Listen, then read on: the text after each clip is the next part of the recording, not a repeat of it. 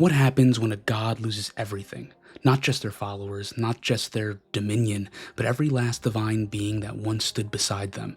Godless is a game that asks that very question, then hands you the power to answer with fire, thunder, and the raw force of a dying god's wrath. Developed by Daniel Kalupa, so sorry if I mispronounced your name, Godless is a turn-based roguelike that places you in the role of the last surviving deity, fighting back against the mortals who slaughtered your kind. Each battle is a desperate act of vengeance, where you must summon creatures, cast devastating spells, and warp the land itself to hold back the inevitable tide of humanity's uprising. But Godless is more than just a strategy game. It's a mediation of power, loss, and the allure of absolute destruction. Because in this world, you don't just win, you wipe out entire continents, completely off the map. And that raises an interesting question. If you were the last god, would you show mercy? So let's get into a little bit of the core of the gameplay. Godless is a game of strategy, resource management, and positioning. But unlike most turn-based tactics games, your power isn't tied to armies or weapons.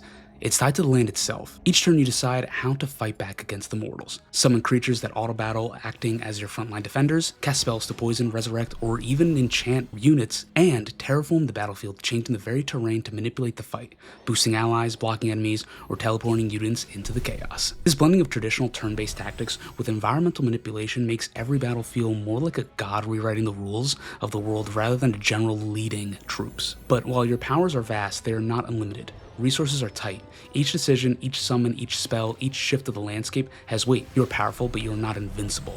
And that tension is where Godless shines. Each turn you get 1 mana, you have a max of 3 mana.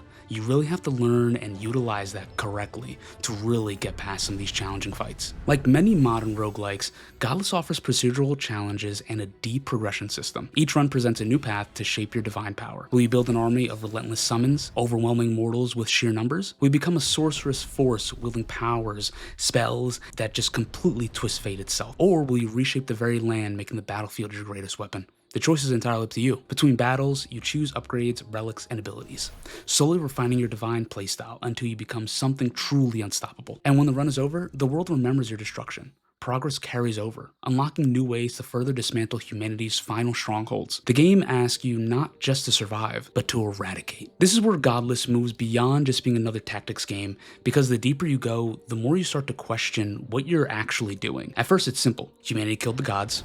They deserve this.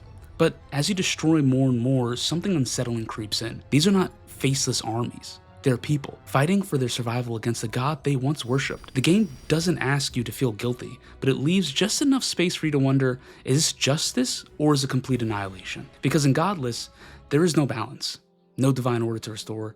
There is only the question of how far are you willing to go. In the end, Godless is not about reclaiming lost glory. It is about power, raw, unchecked, and vengeful power. It is a game where every battle is a reckoning, every run is a final stand, and every choice leaves the world with fewer survivors. It is the rare game that lets you feel truly divine in all the beauty and horror that entails. So, I'll ask you again, if you were the last god, would you show mercy or would you burn it all down? So here I want to give my thoughts and experiences while playing the game.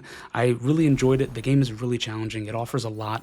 The summons are really fun. The spells are really fun. It really is a unique and fun game to get through and play. And also for a $10 price tag, you really cannot go wrong. It's a great time killer. And also there's a ton of fun with it. You have a lot of options, especially when it comes to your shard placement, like it's like your obelisk. And you could transform, like there was like the magma obelisk that follows you around, that goes around.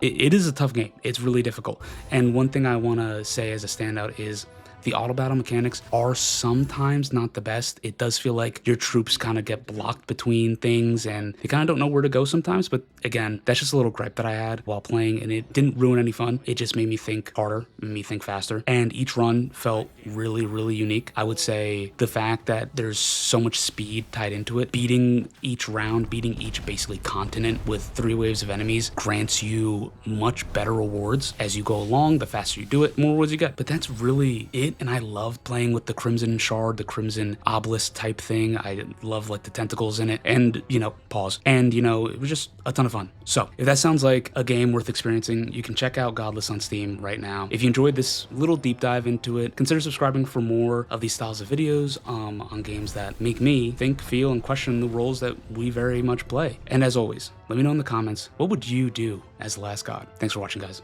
Bye.